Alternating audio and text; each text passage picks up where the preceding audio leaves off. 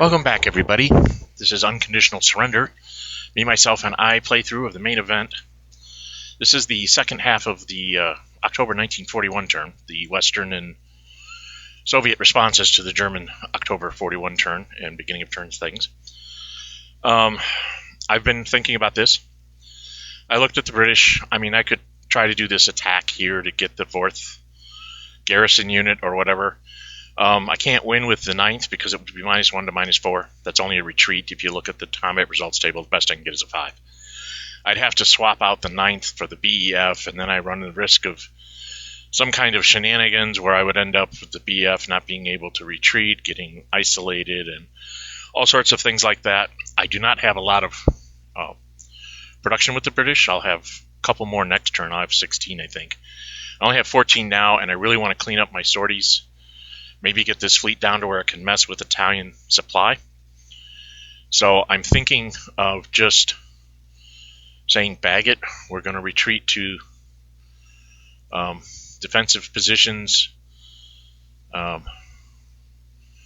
and wait for the Western Desert Force to come back. The other reason why I'm thinking of doing this, if you look at the turn track, the next thing I get with the British, I get an extra tanks marker and an extra airplane, which means by early 1942 I could have possibly overwhelming air force down here, 2 tanks markers, which helps immensely because I can use them in defense and or attack, and it kind of just stymies whatever the Axis might be trying to do. So I'm planning long term. This is a long game. It's only the end of 1941. I've already had my debacle in the desert. I don't want to try and set myself up for another one. So I'm going to spend 3. Activate the 9th, and it's just going to go 1, 2, 3, actually 1, 2, 3, 4, 5. It's going to go into Alexandria. Reason being is now I have that standing threat of being able to use my surprise marker on something like a Tobruk, so he's going to have to garrison things. I could get all the way to Benghazi out of Alexandria, but that would just leave me sitting out there isolated, and I don't really want to risk that. Tobruk would be worth it because I'd get rid of the fort, but not the other. I'm also going to activate the BEF since I already paid for it, and he's going to move to 55-43. He will defend at a +3 because he'll have at least 1 tanks marker. He can do that twice, so +3 twice. If the Afrika Korps tries to mobile assault him, they'll run out of gas before me. They don't have as many tanks markers. If you try to get an assault on him, the Italians can get a +2. The Africa would come at +4. I would be at +3 to a +6. And in general, all they can do is retreat me, and then I'll be in rough terrain. So this seems like the best place to defend is 1 hex in front of Al Alamein, which is 55-44. Maybe I'm wrong. I don't know. I think I am. I will look at it from the German side. I don't think it's worth the attack at this point to spend the production points, because the Germans have bad weather coming in Russia, and they need to make sure that they have everything set there. That essentially is the physical operations of the British. They only have to supply 3 units now because the Western Desert Force got itself killed. So the BEF, the garrison unit, and the airplane is 3, so we'll do 2 in Suez, and we'll only do 1 in Port Said. And that's the British operations phase. They don't have anything else to do at this point. They still have their unit sitting in West Africa with a convoy to run it back home to England if the Germans figure out some way to try and pull off a sea line. So I'm not too worried about it at this point. Thank goodness there's no threats of the Syria or Iraq erupting and attacking me from the rear. That is one of the things about the game, that there's no way for the Vichy to activate as German allies unless they collapse Russia and start playing with diplomacy again. Same thing with Iraq. If they don't get them early, they won't get them later. So that's one of the nice things, at least from a not having to think too hard type point of view. So we're on to the Soviet operations phase. I've been thinking about this too. The Soviets are in the same bag as the British. They only have 14 production points. It's because they're only at 6 factories, -1 is 5, +2 for the Urals. The loss of Sevastopol, God, I can't say that, along with Kharkov so early is kind of like really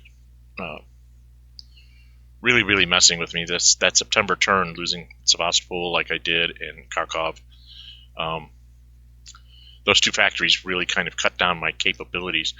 I do have on the faction card, if you look, I have 2 shock armies and 2 regular infantry to build, so that's like 4 points.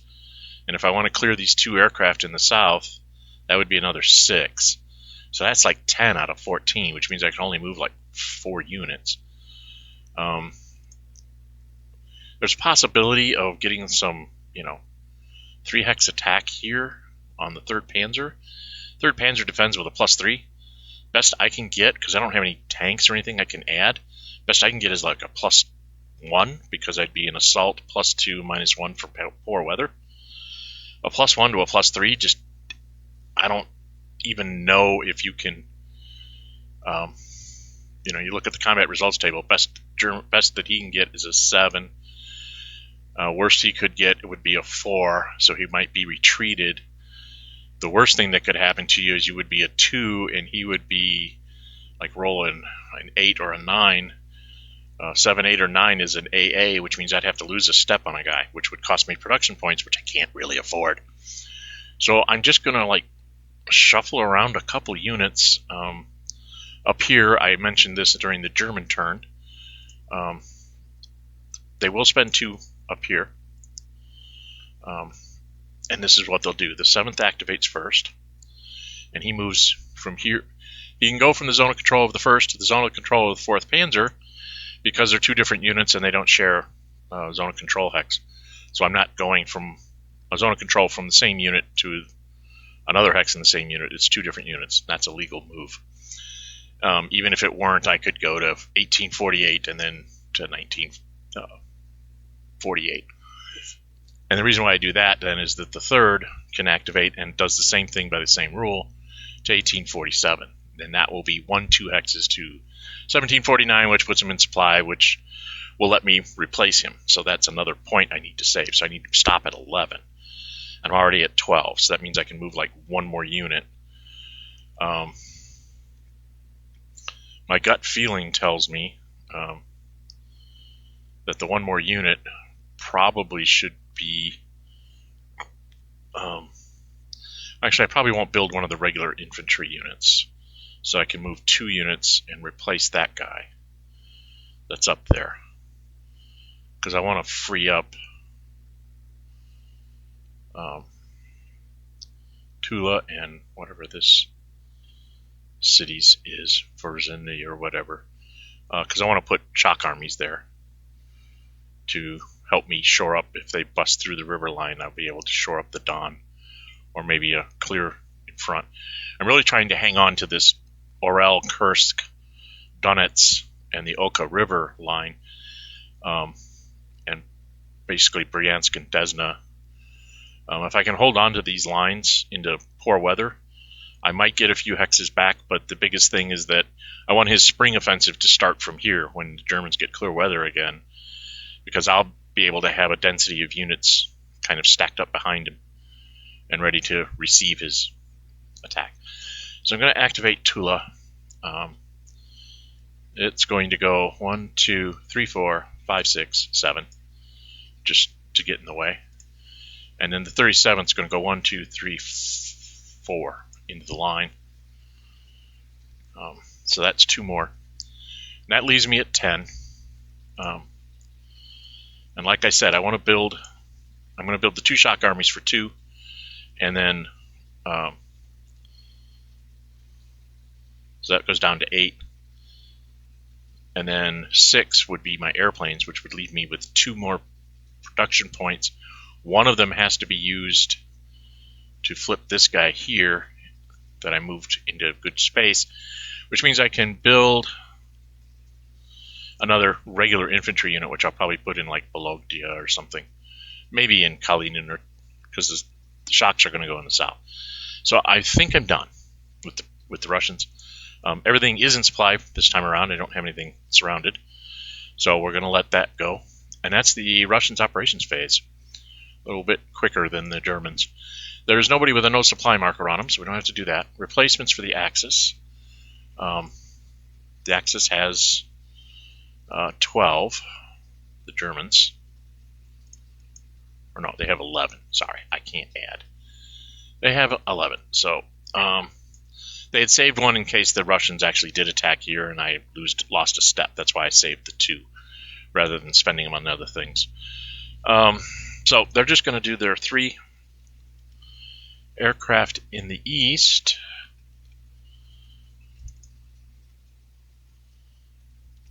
There we go. And that's 9. So they have 2 left. They don't have anything to buy in the faction card, so it's basically 2 wasted production points. Oh well. The Italians have 11 left. They're in a world of hurt here.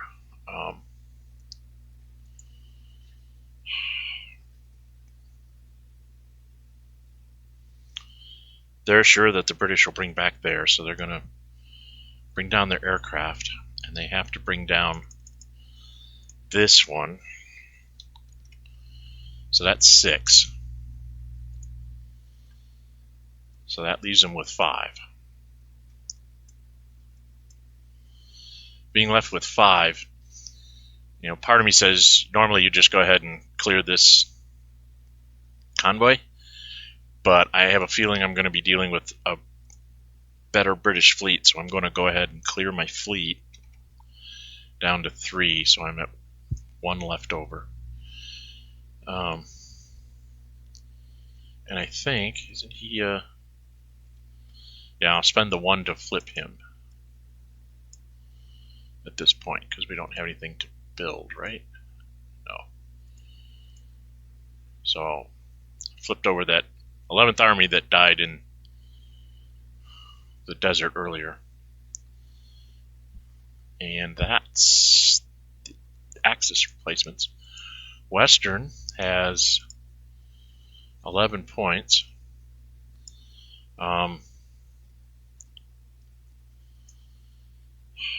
They're going to take down the Suez for 3. And they're going to take the airplane for 3. Now they could do Force H for 5 and possibly move it into Malta at that point, because they'd be at 2 sorties going into Malta at 3. And then the Mediterranean would be at 3. Yeah, I think that might be what I'm going to do. I have the points. I'm going to go ahead and fix up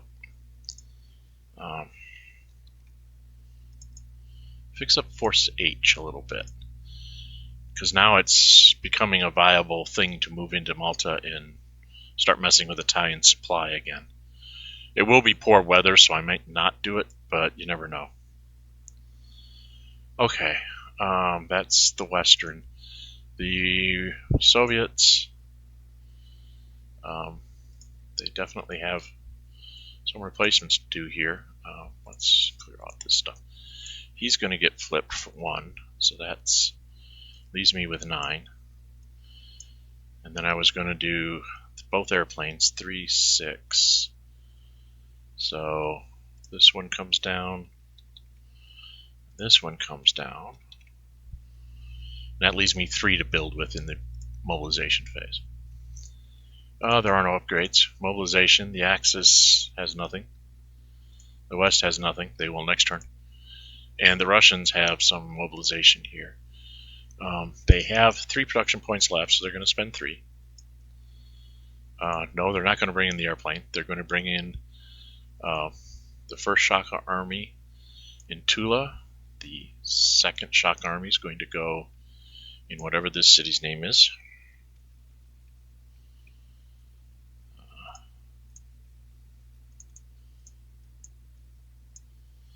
Vorennes, whatever, ZH, however you pronounce that.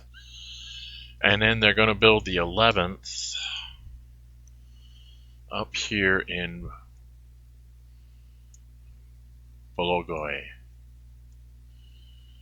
sort of as an extra backstop to the north.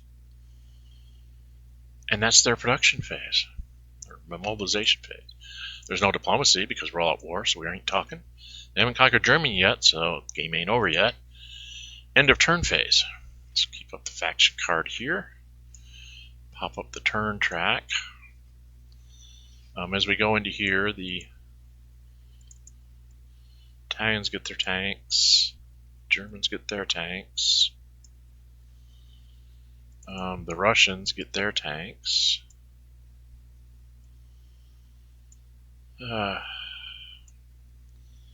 British get a tanks marker. The Russians get a Urals thing. That's nice to get a Urals thing. That means their extra factories goes up by 1. And this then advances 2 turns on the turn track. 1, 2 to January. The Russians get a shock army into the mobilization.